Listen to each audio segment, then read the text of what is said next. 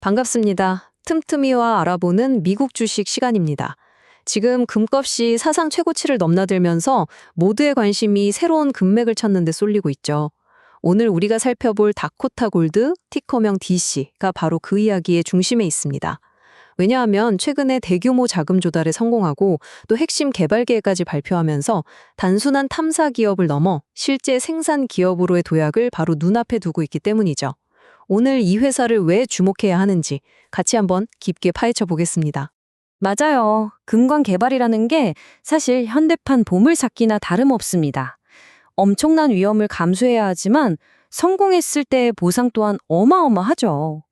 다코타 골드라는 회사가 지금 바로 그 여정의 가장 흥미진진한 구간을 통과하고 있는 겁니다. 네, 그럼 지금부터 다코타 골드가 어떻게 막연한 아이디어에서 실제 돈이 되는 자산으로 변모해 가는지 그 과정에서 단계별로 위험을 줄여나가는 이른바 디리스킹 전략을 자세히 들여다보겠습니다. 오늘 이야기 순서는 이렇습니다. 먼저 최근에 어떤 일들이 있었는지 최신 동향부터 살펴보고요.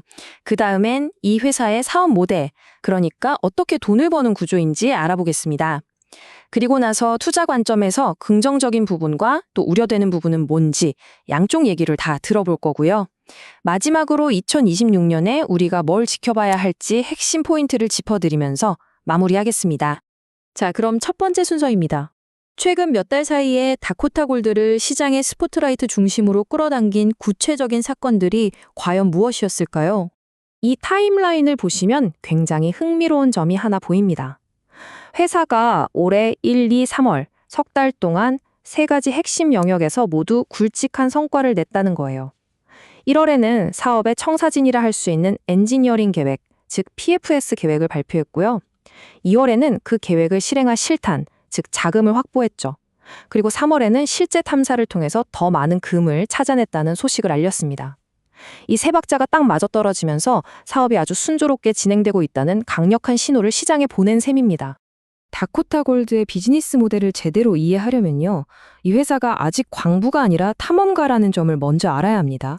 비유를 하자면 마치 신약을 개발하는 바이오 기업이랑 아주 비슷해요. 최종 결과물, 그러니까 금이 나오기 전까지는 수익이 전혀 없죠. 대신 막대한 돈을 연구개발, 즉 땅을 파는 탐사 작업에 쏟아부어야만 합니다. 성공하면 그야말로 대박이지만 그 전까지는 계속 외부에서 투자를 받아야만 생존할 수 있는 그런 구조인 거죠. 바로 이 점이 투자의 핵심 포인트입니다. 이 회사의 재무제표를 보면 일반 기업이랑은 완전히 달라요.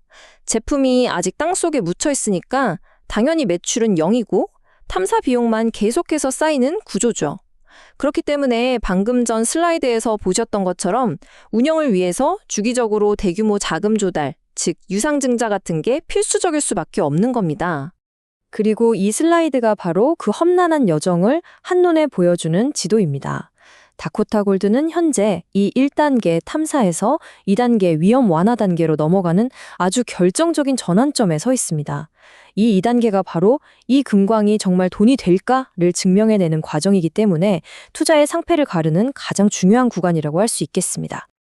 자, 그렇다면 이런 명백한 위험에도 불구하고 투자자들이 이 회사의 미래를 밝게 보는 이유는 대체 뭘까요? 지금부터는 강세론을 뒷받침하는 구체적인 근거들을 하나씩 살펴보겠습니다. 먼저 월스트리트의 전문가들은 어떻게 보고 있는지 한번 보시죠. 분석가들은 상당한 상승 잠재력을 점치고 있습니다. 중간 목표 주가만 봐도 현재 주가보다 무려 90% 이상 오를 수 있다는 분석인데요. 이게 뭘 의미하냐면 회사가 앞으로 남은 개발 단계를 성공적으로 통과하기만 한다면 기업 가치가 지금과는 비교도 안 될 만큼 크게 재평가될 수 있다는 기대감이 반영된 거라고 볼 수 있습니다. 강세론의 핵심 근거를 정리해보면 탄탄한 기반 위에 서 있다는 점을 알 수 있습니다. 좋은 위치, 그리고 실제 눈에 보이는 탐사 성공, 여기에 명확한 미래 계획까지 갖추고 있다는 거죠. 특히 저 최적의 위치가 중요한데요. 국유지가 아니라 사유지에서 사업을 한다는 건 복잡하고 시간도 오래 걸리는 연방정부의 허가 절차를 피할 수 있다는 의미거든요. 이게 시간과 비용을 어마어마하게 절약해주는 결정적인 장점입니다. 그리고 이게 바로 그 가치를 현실로 만들어낼 구체적인 로드맵입니다. 올해 하반기에 예비 타당성 조사를 시작으로 2029년에는 드디어 첫 금을 생산해서 매출을 일으키겠다는 계획이죠. 투자자들은 바로 이 일정표를 보면서 회사가 약속을 잘 지켜나가고 있는지 계속 확인할 수 있을 겁니다. 하지만 보물찾기 여정에는 언제나 위험이 도사리고 있죠. 균형 잡힌 판단을 위해서 우리가 반드시 짚고 넘어가야 할 주요 위험 요인들은 무엇인지 살펴보겠습니다. 이 인용문이 탐사 단계 기업의 냉혹한 현실을 정말 적나라하게 보여주고 있습니다. 계속 돈을 벌지는 못하고 쓰기만 하니까 결국 새로운 주식을 발행해서 버틸 수밖에 없었다는 거고요. 그 과정에서 기존 주주들은 아주 고통스러운 시간을 보내야 했다는 점을 다시 한번 상기시켜 줍니다. 바로 이 숫자가 그 고통의 크기를 보여줍니다. 지난 3년 동안 주식 수가 무려 300%, 그러니까 4배 가까이 늘었다는 건데요. 이걸 쉽게 비유하자면 내가 가진 피자 조각은 딱 한 조각인데 어느 날 보니 피자 전체가 네 판으로 불어난 것과 똑같습니다. 내 몫의 가치가 그만큼 희석되었다는 뜻이고 이게 바로 탐사 기업 투자의 가장 큰 리스크 중 하나입니다. 결국 이 표가 핵심 논쟁을 간결하게 요약해 줍니다. 강세론자들은 앞으로 더 큰 금리를 발견할 잠재력에 베킹하는 반면에 약세론자들은 그게 그냥 꿈으로 끝날 수도 있다는 높은 위험성에 주목하고 있는 겁니다. 자, 그럼 이 팽팽한 강세론과 약세론의 줄다리기, 앞으로의 승자는 과연 누가 될까요? 2026년 투자자들이 눈여겨봐야 할 핵심 이벤트들을 정리해 보겠습니다. 앞으로 여러 중요한 발표들이 있겠지만 딱 하나만 꼽으라면 단연 예비 타당성 조사, 바로 PFS입니다. 이 보고서는 그래서 이 프로젝트 경제적으로 정말 돈이 됩니까? 라는 시장의 질문에 대한 회사의 첫 번째 공식 답변이나 마찬가지거든요.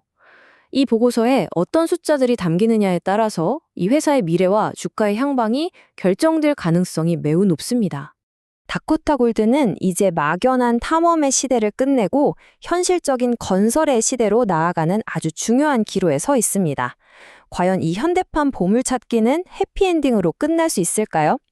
올해 하반기에 발표될 결과들이 그 첫 번째 답을 우리에게 알려줄 겁니다. 오늘 분석이 여러분의 투자 기준을 세우는 데 도움이 되셨기를 바랍니다. 더 궁금한 기업이 있다면 언제든지 댓글로 남겨주세요.